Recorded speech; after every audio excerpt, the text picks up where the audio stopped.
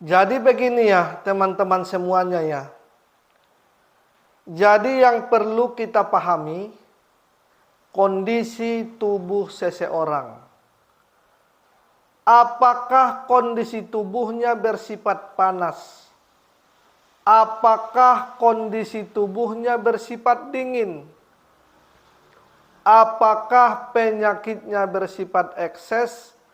Apakah penyakitnya bersifat defisiensi?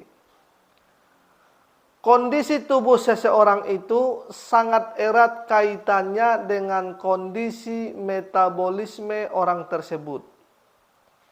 Jadi, panas mewakili hipermetabolisme dan merupakan bagian dari panas yang sifatnya selalu mengeringkan. Dingin mewakili hipometabolisme, merupakan bagian dari dingin yang sifatnya selalu membekukan.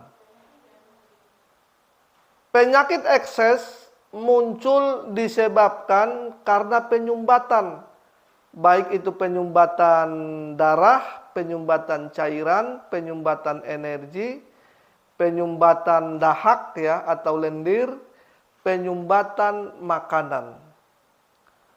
Penyakit defisiensi timbul karena disebabkan kekurangan, baik itu kekurangan darah, kekurangan cairan, kekurangan energi. Maka ini yang menyebabkan daya tahan tubuh seseorang itu menjadi lemah, sehingga sangat sensitif terhadap makanan, sangat sensitif terhadap cuaca yang sedang berlangsung. Jadi tekniknya jangan makan makanan yang sudah dilarang. Karena apa? Karena daya tahan tubuh itu sudah lemah dan organ dalam juga sudah tua.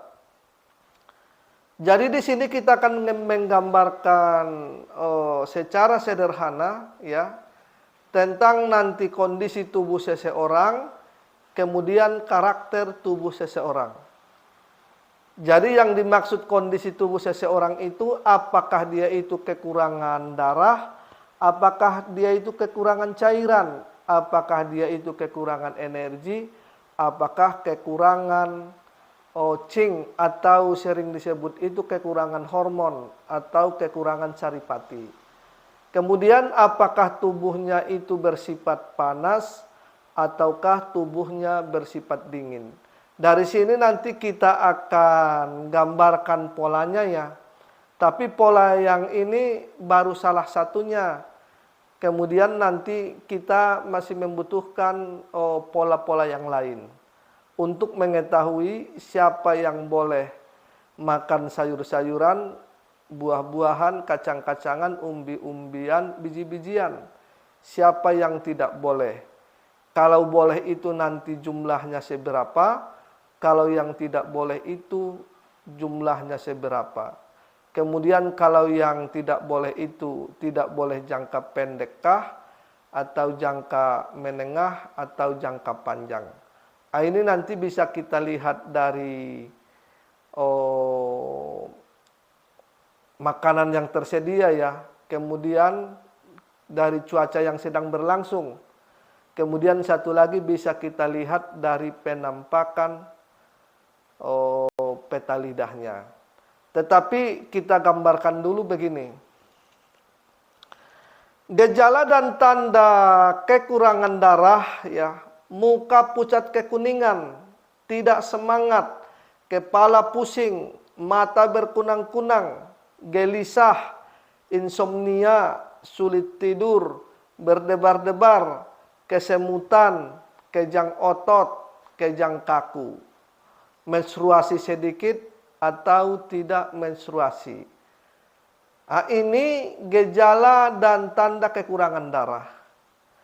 Kemudian ada gejala dan tanda kekurangan energi, yaitu lemah, letih, lesu, napas pendek, suara lemah, malas bicara, jika bergerak sedikit, napasnya sesak, keringat dingin, mudah masuk angin.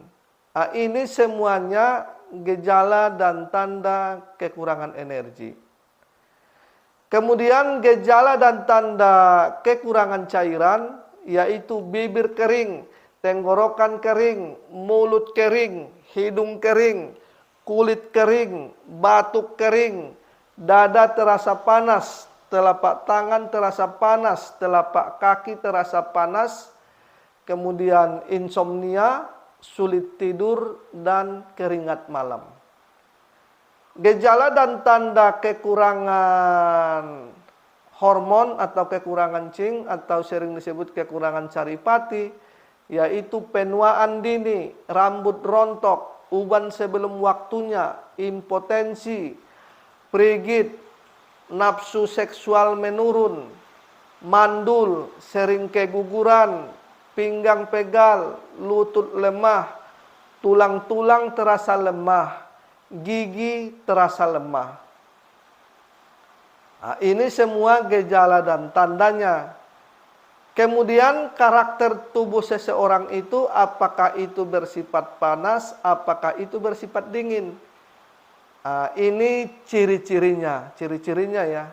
Jadi ciri-ciri seseorang itu, karakter tubuhnya dalam kondisi panas, wajah merah, mata merah, suara keras, tenggorokan terasa kering, sering merasa haus, saluran kencing terasa panas, kencing berdarah, nafsu makannya besar, kemudian saluran pembuangan air besarnya terasa panas, konstipasi, mengeluarkan cairan berwarna coklat ya, atau berwarna kuning pekat, kemudian mudah infeksi, tubuh terasa panas, menyukai suasana dingin.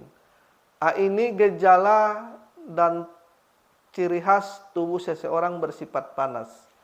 Kemudian ada gejala dan tanda tubuh seseorang itu bersifat dingin, itu nanti wajah pucat, mata sayu, suara lemah, sering tubuhnya merasa dingin, tidak merasa haus, buang air kecil warnanya putih, jarang keringatan walaupun banyak beraktivitas. Kemudian nafsu makannya lemah, saluran pencernaan lemah, sering diare, tubuh terasa dingin, tidak suka suasana dingin, sering buang air besar terutama pada malam hari, menyukai suasana yang panas, impotensi, prigid, sering keguguran, sakit persendian, gerak-gerik lamban. Nah, ini semua gejala dan tanda seseorang itu ciri khasnya bertubuh dingin. Nah, dari sini kita pelan-pelan bergeser ya, biar kita bisa melihat, oh ternyata orang ini karakter tubuhnya atau ciri-ciri tubuhnya bersifat panas. Oh ternyata tubuh seseorang ini karakternya bersifat dingin. Nah, ini nanti bisa kita bedakan. Oh ternyata seseorang ini disebabkan karena kekurangan darah sehingga dia tubuhnya menjadi sakit gitu. Oh seseorang ini ternyata disebabkan karena kekurangan energi sehingga tubuhnya terasa berat. Bisa juga nanti begitu. Oh ternyata orang ini kekurangan cairan karena mungkin bisa disebabkan karena penyakit TBC, kan bisa juga begitu. Kemudian oh orang ini kok saya lihat ini kekurangan hormon. Ya kira-kira gambarannya begitulah teman-teman ya. Insya Allah nanti kita akan bergeser sedikit demi sedikit ya. Biar nanti kita bisa melihat begini, oh ternyata kalau tubuh saya dalam kondisi dingin, tetapi tidak dingin banget, maka saya untuk selama proses pemulihan, ini saya menghindari makan makanan yang jenisnya seperti ini. Kemudian yang boleh saya makan selama dalam proses pemulihan ini jenisnya seperti ini. Jadi ini nanti polanya harus jelas ya.